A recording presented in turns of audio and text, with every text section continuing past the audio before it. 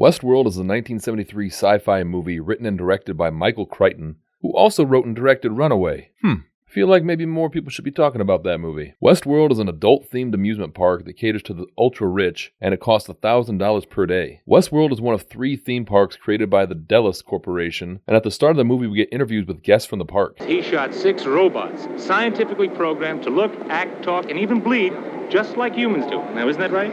Well, they may have been robots. I think they were robots. I know they were robots. Okay. What is the one thing that stands out in your mind about Roman World? Oh, well, I think it would be the man. Ma'am, your children are going to see this. My name's Arthur Kane. I've been in the castle. I've had a couple of sword fights and 3 jousts, and I married a beautiful princess. You know, there is nothing you could do to me to get me to admit on camera that I married and had sex with a robot princess on vacation. They asked me what I did, I'd be like, I mostly just laid out by the pool. Is that something you always dreamed of doing, sir? Oh my god, don't say yes. Oh, my life. Oh no. We meet 2 friends, John Blaine and Peter Martin, who are on their way to Westworld. John is played by James Brolin, and he's a seasoned veteran of humping robots, and Peter is nervous because it's his first time and he doesn't quite know how the humping of robots is handled. Like anyone would be nervous. And John Blaine is all of us if we've been somewhere before and our friend hasn't. The guns they give you are real guns? Mm-hmm. Real guns. That's incredible. What about the thing where you go like this over the gun? Fanny. Yeah. What about it? Is that hard to do? Like nothing makes you feel more smug and powerful than knowing what to expect at a specific destination. It's the closest feeling one has to being a god. I mean, just look at him. Just coolly looking out the window. It's like when me and my buddy were planning a trip to Dollywood, and he's all nervous. He's all like, well, what happens if I have no one to watch my dog? And I just kind of chuckle and do a slight eye roll and just casually say, Dollywood has a full-service kennel called Doggywood. They take care of everything. And I just smirk and stare off into the distance, content in the knowledge that I can navigate Dolly Parton's theme park with 0 issues. It goes on your jacket. There you go. Don't worry, baby bird. Just follow me. Please put on your earphones. Don't you want to listen? I heard it the last time. So while John zones out, the other plebes watch a training video. They should have all gone to Westworld before, and then they would already know all of this. F***ing noobs. We learned that Westworld is a complete recreation of the American frontier of 1880. And there's also Medieval World, which represents 13th century Europe. And finally, Roman World, which is basically the sex world. Like, you can have sex in all of them, but that's Roman World's entire deal. And John tells Peter that any of the staff they see could be robots. Supposedly, you really can't tell. Except by looking at the hand. Not be afraid of hurting anything or of hurting yourself. They haven't perfected the hands yet. Nothing can go wrong. Like all the robots have a little mouth on their hands, and that little mouth will whisper cryptic German phrases. It's weird, and you'd think they'd figure that out by now. Now, John may seem smug, but beneath that cocky exterior lies a man saddled with a responsibility that he knows few could handle. Because he is a returning guest, he has seen things others could only dream of. He did not ask for this burden, but as a member of the Delos Vacation Club, he is honor-bound to guide the weak and helpless, every day setting aside his own needs to guide the downtrodden towards the knowledge they seek, so that one day they may pass on their experience to another fawn who is lost in the bramble, and confidently declare in a powerful voice, "You do not need to worry about chafing. The engineers have already thought of that. The sex robots produce their own lubrication. It feels good. It feels damn good. And today, you won't need your Astroglide."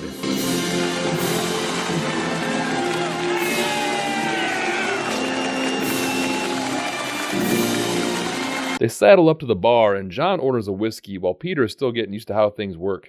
Vodka martini on the rocks with a twist of lemon. Very dry, please. Just give them whiskey.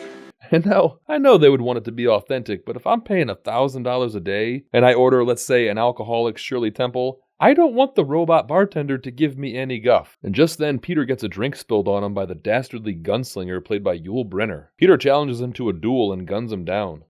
Alright, let's hurry up and harvest this robot meat for supper. We learn that the guns in Westworld all fire real bullets, and Peter wonders how no guest gets accidentally shot, and John tells him that the guns have sensors and won't fire on anything with a high body temperature. Okay, I'm satisfied. Absolutely no way for a human to get shot ever. Seems like they've thought of everything. Nothing can go wrong. It's dinner time in the parks, and in medieval world, they're just livin' living.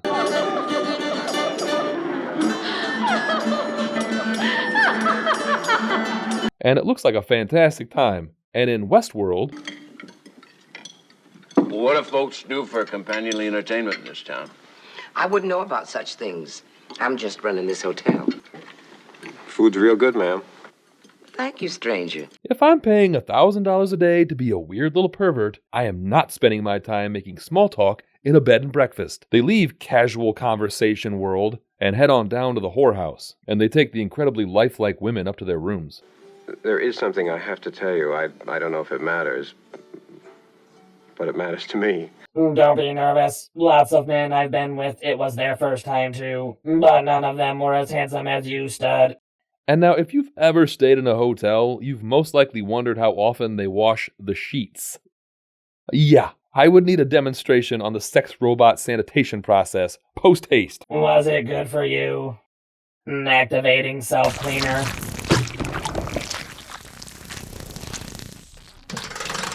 Vaginal crevice, clean. And so at night, after all the guests have gone to bed, the Westworld cleanup crew comes by to reset everything for the next day, including clearing out all the dead robots, patching up bullet holes, and in Roman world, probably means cleaning up just gallons of semen. Those guests get it everywhere, even in places you wouldn't expect. Like who jizzed on top of the chandelier? And now here's why using real bullets just make no sense.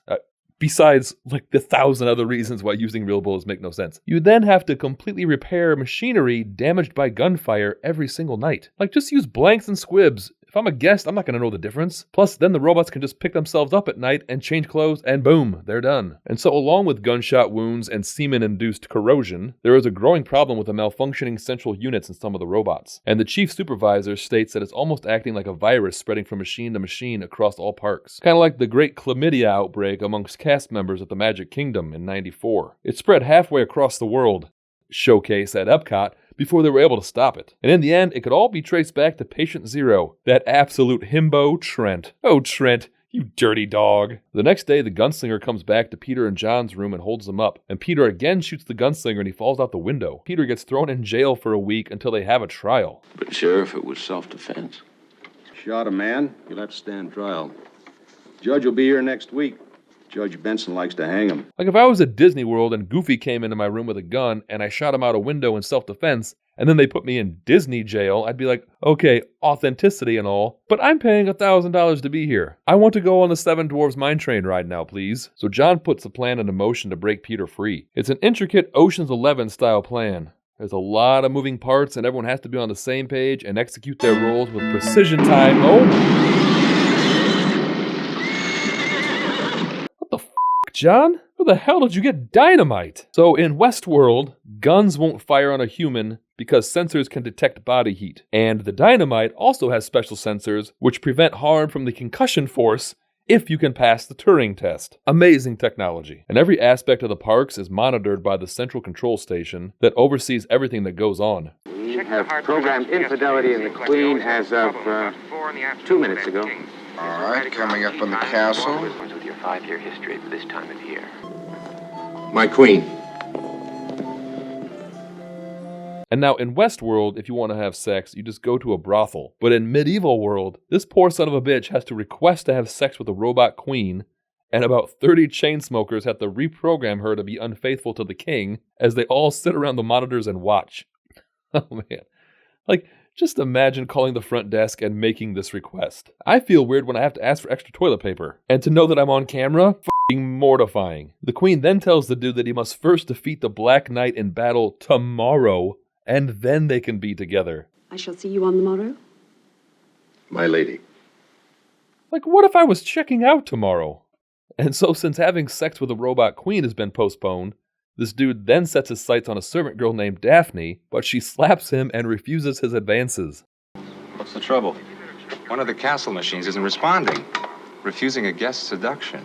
Did you find the trouble? No apparent trouble. But she wasn't following programming.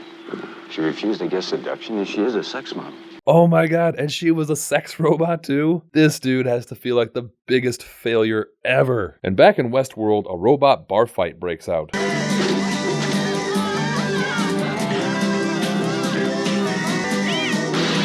And you know, real or not, I don't think I want to get into a giant melee with several robots and lots of broken glass lying everywhere. No wait, I'm a guest like you, I'm not a robot! No, wait! My name's Ted Anderson, I'm an accountant from Des Moines! Please, no!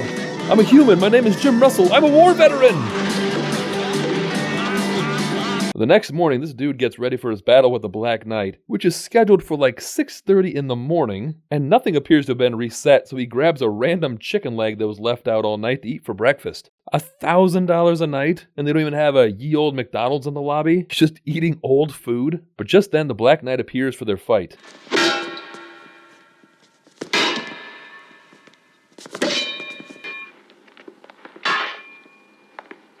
Again, worst nightmare is for a room full of people to be monitoring my LARPing. And also, like, Westworld has guns that are programmed not to hurt guests, but this machine with hydraulic arms can just swing a sword at you? Oh, but don't worry, those are special swords. They have sensors inside, so they can't pierce anything that has a belly button. And man, this poor dude, he's gonna be too tired to dry hump the queen. And before anyone can stop it, the Black Knight kills the guest. And no robots are responding to any commands from the control room. And back in Westworld, the gunslinger shows up again to harass Peter and John, and the gunslinger actually shoots John and kills him. So are the guns affected by this virus too? Like, what a terrible system. And the gunslinger then begins chasing Peter throughout the park.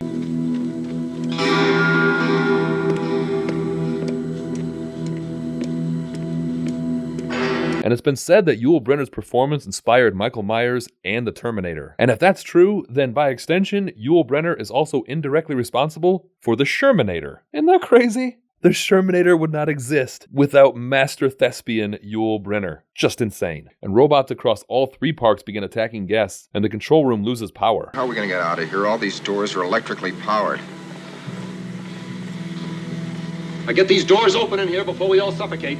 Peter rides over to Roman World and finds the same carnage over there, and he makes his way to the underground employees section of the park and finds everyone in the control room dead from lack of oxygen. It's been like a half hour. Like, did the power failure actively suck out all the oxygen? Again, why is there any airtight room in this place? I would expect this kind of incompetence at Busch Gardens, but not at Delos. The gunslinger catches up to him and Peter throws acid in his face, and it affects his visual cortex, and then Peter sets him on fire.